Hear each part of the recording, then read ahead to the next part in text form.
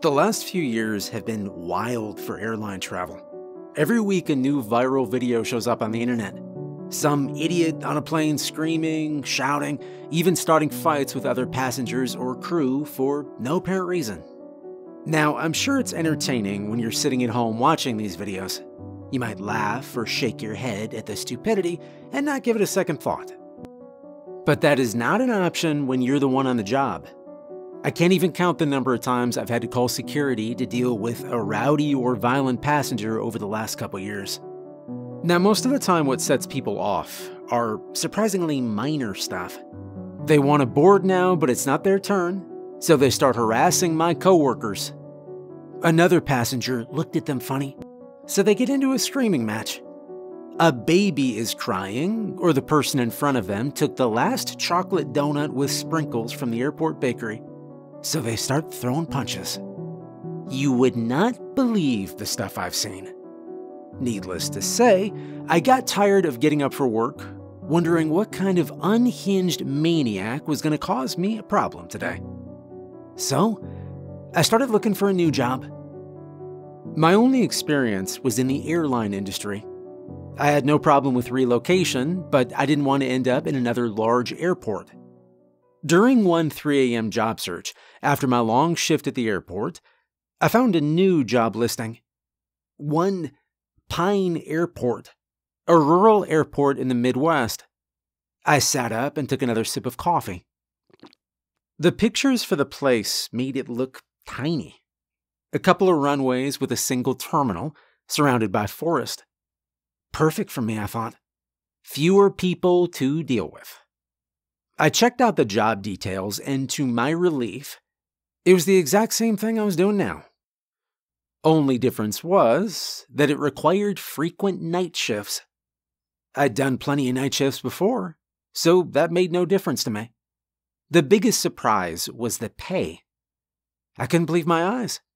They were offering more than I was being paid now.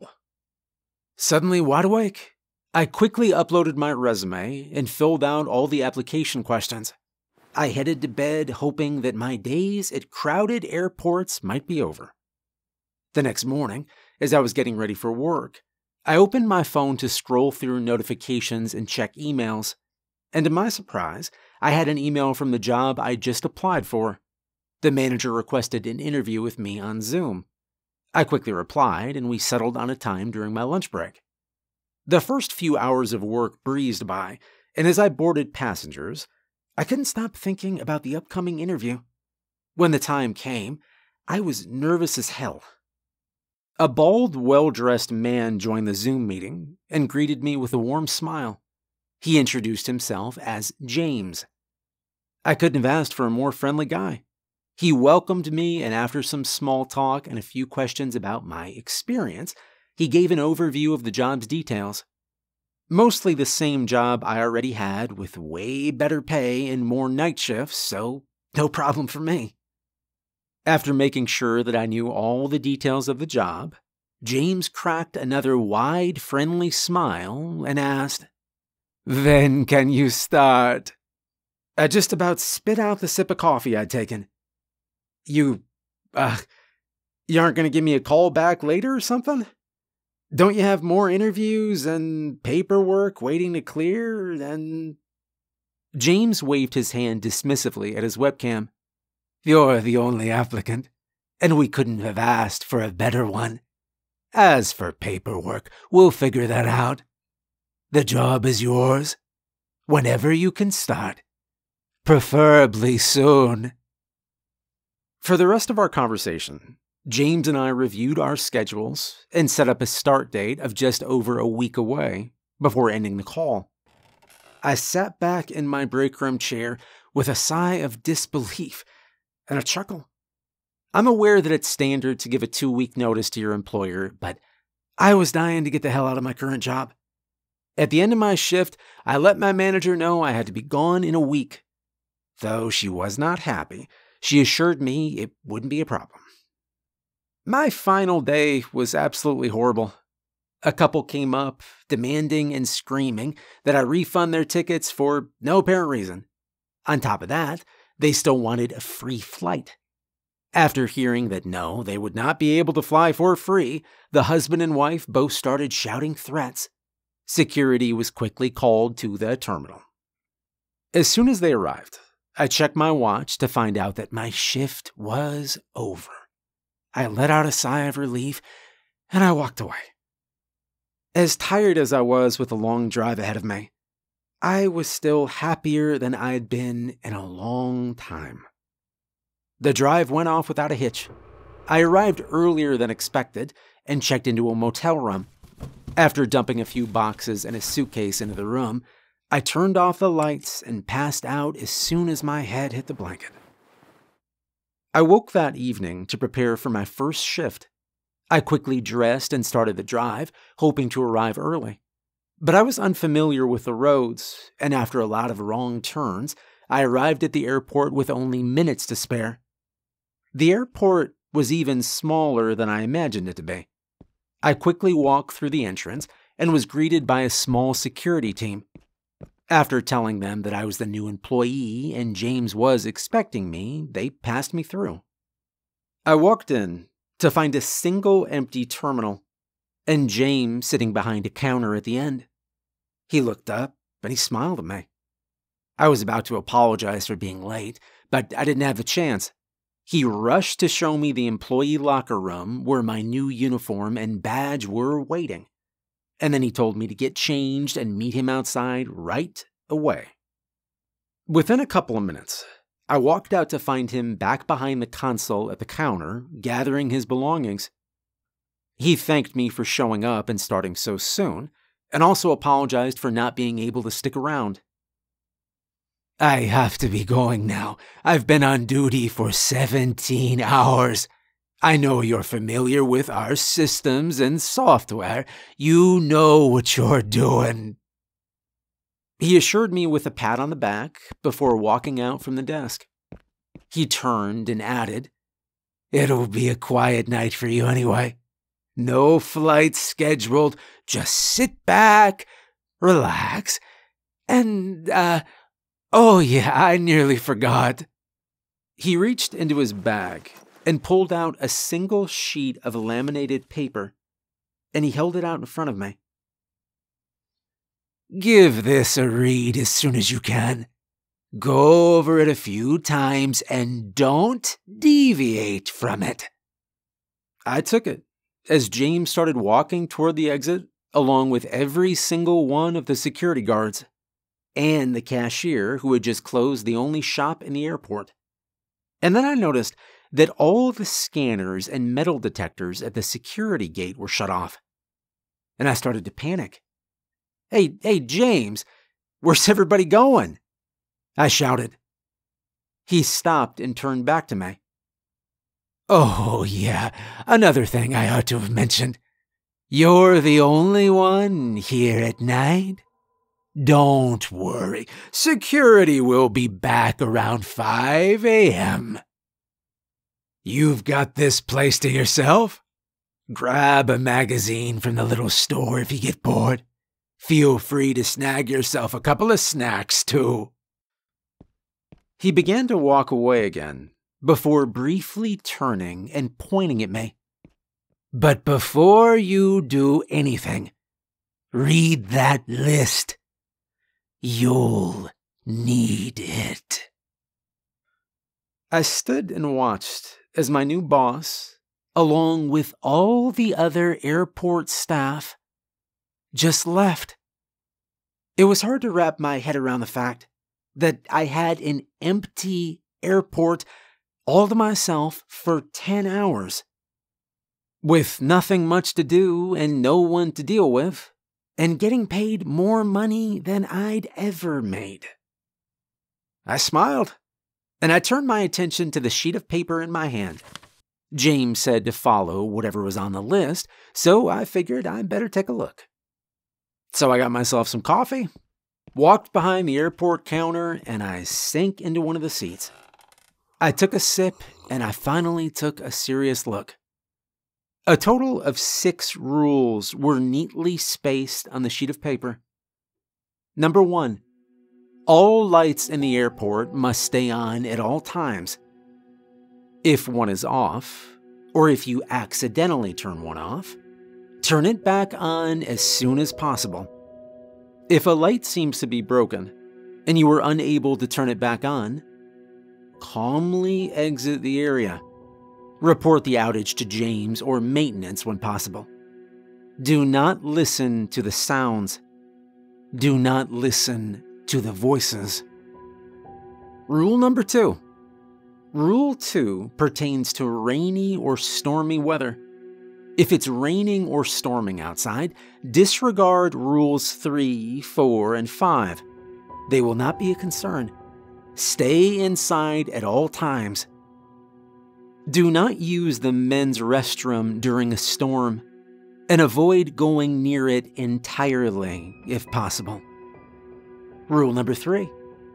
Sometime between 11 p.m. and 1 a.m., a young woman will walk out of the women's restroom. She will enter the terminal and sit, occasionally getting up to walk around or change seats. Her name is Elizabeth. She will attempt to make conversation, but you must not speak to her. You may look at her, or give nonverbal communication such as a head nod. You may write her a message, or shake her hand, but do not speak to her. If you refuse to speak to her, Elizabeth should be gone in a few hours. If you accidentally speak to her, go to the men's restroom and wait for her to leave. Rule number 4. Between 1 or 2 in the morning, a janitor in blue coveralls will arrive at the front entrance. Crack open the door and ask for his name. If he says his name is Simon, let him in. If he gives you any other name, though, shut the door and lock it without saying another word. If the janitor is Simon, he will attend to the janitorial needs of the airport. If he asks to clean where you are standing, let him. Simon will not interfere with your duties otherwise. He is not hostile or dangerous. Feel free to talk with Simon. He will leave the same way he came in. Rule number 5. At 3 a.m., you may notice that a black and red Cessna Skyhawk has landed on one of the airstrips. You will never see it land, and you will never see it take off. It just appears when you're not looking. After spotting the plane, do not look at it again. Avoid looking in its general direction. There's a picture of this plane displayed inside the terminal behind the counter. Rule number 6. Sometime before dawn, a group of men claiming to be from the TSA may arrive at the airport. They have their own key, and they'll let themselves in. They could be armed. Often, they exhibit panicked behavior. They may search the airport, sweep room to room, and ask questions. They are permitted to search anywhere in the main airport building, and you may answer any questions. But under no circumstances are they permitted to enter the Sky Bridge. They will not enter without your consent, and they cannot harm you. Now, after reading this over a few times, I set the laminated sheet down and leaned back into my seat before taking a long sip of coffee, wondering what on earth I had just read. James did not seem to be the imaginative type, and I hadn't taken him to be unprofessional. But as I thought about it, it was unusual how rushed this all seemed. I mean, everybody had left in such a hurry.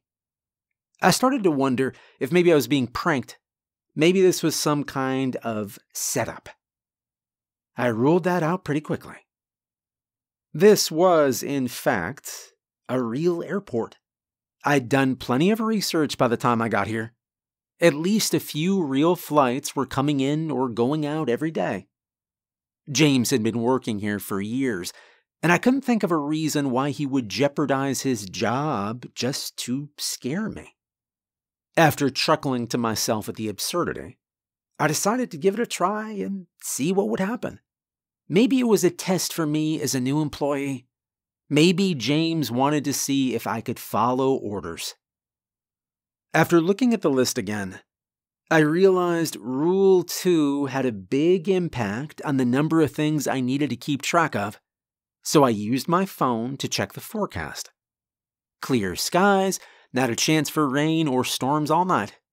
All right, great, I thought to myself. Now I had to watch out for these Elizabeth and Simon characters to show up, and not be on the lookout for a random plane to appear on the runway. I stood up and grabbed my coffee, walking to the glass planes. I took another sip from my coffee while admiring the lit runways along the airfield. It was a beautiful night. And as I was raising my cup to finish what was left, I heard the click of shoes on the floor somewhere behind me. Startled, I spun around, dropping my cup and spilling what was left of my coffee. At the other end of the terminal stood a young woman, mid-20s would be my guess. She was holding a large leather suitcase in each hand and had an old-fashioned sense of style with a skirt and heels. She was beautiful, and she had the most welcoming smile. "Oh, I'm sorry, dear. I didn't mean to scare you," she expressed with a sincere tone. I opened my mouth to tell her that everything was just fine, but I stopped myself. I remembered the list. At this point, I was sure she was here at James's request, a paid actor determined to make me break these rules. And I was very determined not to. Instead, I simply straightened up, adjusted my uniform, and I looked back with a smile. She walked to the counter where she placed her leather suitcases on the ground before closing the distance between us. "It looks like we've got this fabulous place all to ourselves. I'm Elizabeth, by the way," she said, reaching out her hand. I shook it, but she didn't seem quite satisfied. "And what's your name?" I continued to smile and make eye contact. Her grin grew for a moment before she said, "You don't seem to be a talkative one." And with that, she turned and walked away. I returned to my seat behind the counter, watching her very closely. Elizabeth made her way to the airport shop, and after a couple of minutes of looking over magazine covers, she returned, carrying a small stack of reading material. She approached my counter and placed a National Geographic magazine in front of me. "I figured you might like this one. Enjoy," she said, winking, before settling on a seat in the first row of the terminal, straight across from me. Her intuition was spot on. I may have lived in cities all of my life, but I love nature. National Geographic was my favorite.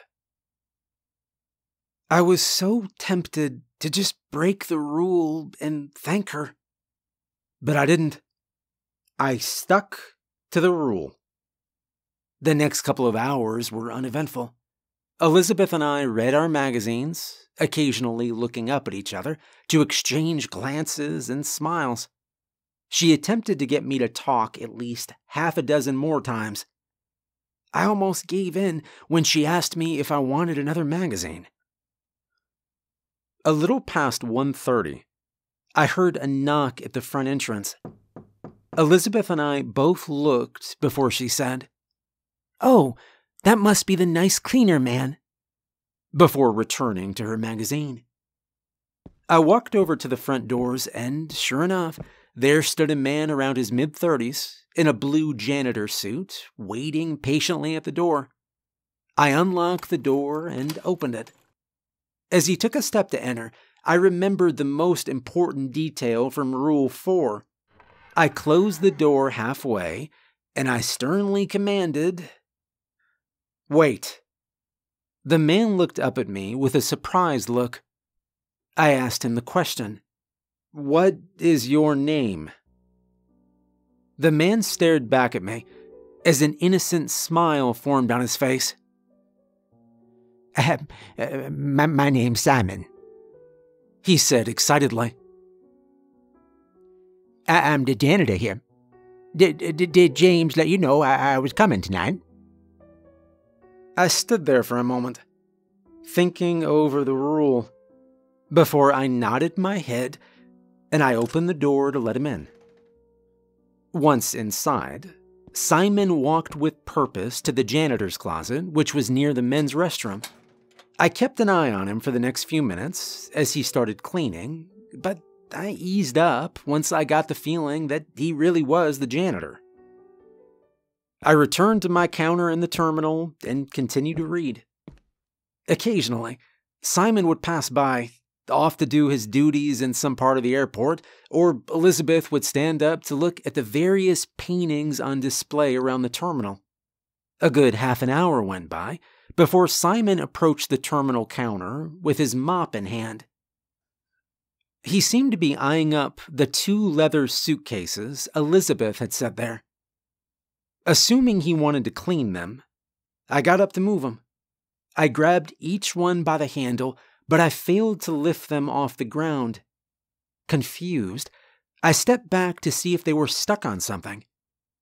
They were not stuck. Just 2 suitcases left right where Elizabeth had sent them. I tried to lift just one, and again I failed. I tried both hands, putting my back and legs into it, but it still wouldn't budge. I looked back up at Simon, who nodded his head in Elizabeth's direction, and I turned to look at her.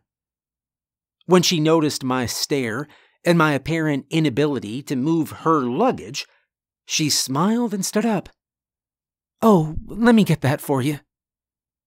And with ease, she lifted both leather suitcases and moved them closer to her seat before lowering them, this time letting them drop a few inches. When they hit the ground, a boom echoed through the airport, and I flinched. I looked back at Simon, who hadn't seemed shocked at all. He just continued to mop.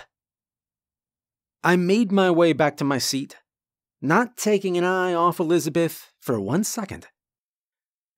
I know it's strange.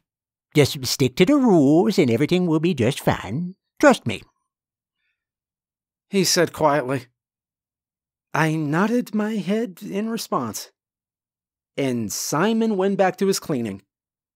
A few minutes passed by before Elizabeth had something new to say. "Oh, what a remarkable aircraft," she said, looking out the glass panes facing the runways. I followed her gaze to the lone black and red airplane. I turned around, looking at the picture displayed behind me. It sure looked like a match. I turned back to the window, and I felt my heart sink. A silhouette of a person now stood next to the plane, facing the airport and the windows of the terminal. "Stop looking at it," Simon muttered from behind me. I looked back at Simon, who quickly cowered, seemingly ashamed to have raised his voice at me. But I was grateful he had. I read over Rule 5 again, specifically where it stated not to look at the plane twice. I muttered insults at myself under my breath, but my heart was pounding. My eyes darted through the other rules. I focused on that sheet of paper. At least it was something to look at instead of that plane outside. This went on for a good 10 minutes or so, and then I started to calm down. I began to pray in my head that whoever and whatever that was would just go away, when Elizabeth suddenly approached my counter. I looked up and made eye contact with her. "Hey, I'm going to go get some more reading material, okay? You want another one of those?" she asked, reaching a hand out to my National Geographic magazine. I looked up and nodded, forcing a smile. And as she moved away, my gaze didn't. And once again, I found myself looking at the plane on the runway. The silhouette was now even closer to the building, and still staring in my direction. Chills ran up my spine as I snapped my head back to my desk.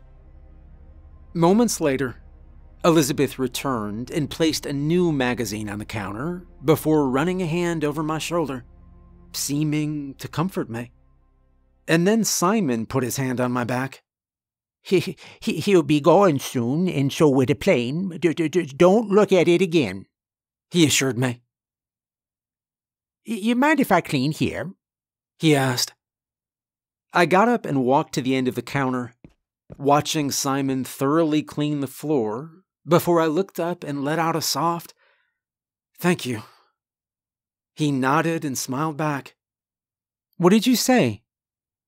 Elizabeth asked. I turned towards her. "Oh, I was just thanking Simon for..." My error came to me. Before I could finish speaking, my eyes locked on Elizabeth as she stood up from her seat, her smile fading. Her eyes and nose began to bleed profusely as she started to sob, lightly at first, and then hysterically. She let out a bellowing screech. It was like this mix of pain and anger. She picked up one of her suitcases and she threw it at me. I barely dodged the ridiculously heavy thing before it crushed into the wall behind me. Luckily, I was pretty quick, and I made a run for the men's restroom, remembering rule number 3.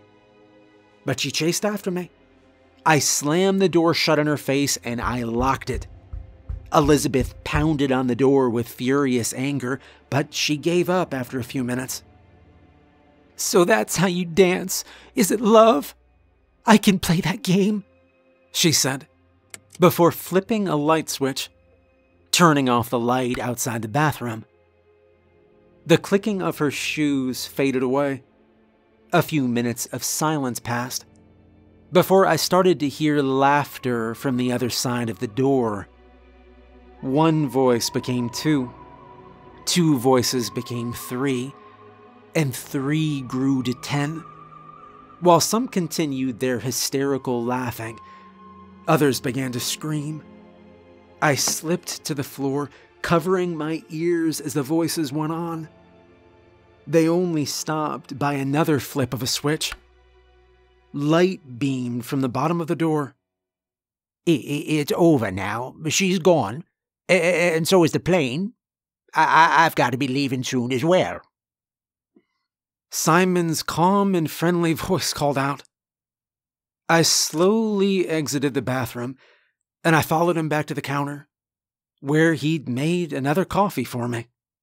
I wish I could have done more, but you'll come to find out that when Elizabeth gets angry, you gotta just let her do her thing. I looked up at him, at a complete loss for words. Over the next few minutes, Simon finished cleaning Elizabeth's blood from the floor before putting everything back into the janitor's closet. He looked down at his watch. "All right, well, I better get out of here. Good luck with the rest of your night, and I hope I'll be seeing you soon," he said, letting out a sigh as he looked at me with pity. I think he knew how shaken up I was. It was like he'd seen this happen to employees before. After I watched him leave, I returned to my seat behind the counter. I started to feel alone, but that wouldn't last long. Only minutes after Simon left, the doors swung open and men in tactical gear, their faces covered in masks and goggles, rushed inside. I sprung up from my seat, and I watched as they swept room to room, checking every nook and cranny at gunpoint, completely ignoring me. As they cleaned the entire building, the 20 or so armed men made their way to the terminal seating area. A lone man in a suit made his way to the front of the group. "I'm with TSA. I'm gonna need you to answer some questions for me," he said. I nodded. "All right. How many individuals have you seen in the airport since the security team left the building?" Besides myself, 2 inside, 1 outside," I answered more confidently. "Okay. Was the individual outside next to a black and red Cessna Skyhawk?" "Yes," I again responded. The man in the suit nodded and paused for a moment before making another demand. "All right, well, we're gonna need to search the air bridge." I glanced back at the sheet of rules on the counter, and then I took a step forward and straightened my uniform. "No," I replied. The man in the suit looked irritated. "Okay, if you do not step aside and give us permission to search, I'm afraid I'll have to detain you." Already tired and worn out, I wasn't gonna break the last rule. I decided to give a not-so-smart remark to the man in the suit. "You're looking a little well-armed for TSA, wouldn't you say?" He ignored my comment. "Last chance. Step aside." No. Irritated by my response, the man in the suit turned to his right and raised his chin to give a signal. Gunshots rang out, and I collapsed to the floor. I felt my life leave my body before it all faded to black. And the next thing I remember was the feeling of my hand gripping a water bottle. And then came James's voice. "I see you made it through the first night intact. Looks like you got to meet Simon. He's a nice guy. You'll get to like him. And Elizabeth. She's something else, isn't she?" I opened my eyes and looked up at James. "Am I dead?" I asked. James chuckled in return. "No, you did great. You're fine. It does look like you might have been a little assertive to our undead TSA Special Forces. I would recommend sticking with a less aggressive tone. Maybe I ought to edit that into the rules. In any case, they can't hurt you, but they can still get a jump out of you." Once again, I was at a loss for words. I slowly made my way back to my feet, and I looked at the sunrise over the airfield. James held out an envelope for me. I opened it, revealing a stack of crisp $100 bills. "A little bonus for your first night. It sure is a lot to go through for the first time, but I promise you get used to it all." I turned to James with an angry look, and I finally spoke up. "What the hell's wrong with you? What makes you think it's okay to put someone through this without any warning? I am done. Keep your damn money. I am calling the police." I started to walk towards the exit when James stepped in front of me. "Look, I know it isn't fair for you, but it wasn't fair for me either. It wasn't fair for any of us. It's not okay, I know, but what can I do? Someone needs to be here for the night shift. You wouldn't have believed any of this if I told you ahead of time. You'd have thought I was some kind of nut job. And the police will think the same of you if you tell them. I needed you to see for yourself. James stopped for a moment to catch his breath before continuing. Look, the money's yours, no strings attached. You're free to leave now and never come back. There's no shame in it. I also started to calm down, but I couldn't bring myself to look James in the eye. If you do choose to stay, I'll see you in my office to finish up your paperwork. And with that, James just walked away. Facing the front of the airport, I watched the first passengers of the day come through the entrance. I just stood there for a few minutes, thinking. I sure as hell wasn't going back to another overcrowded city airport. Maybe I could get used to this. I finally turned around, and I walked back to his office.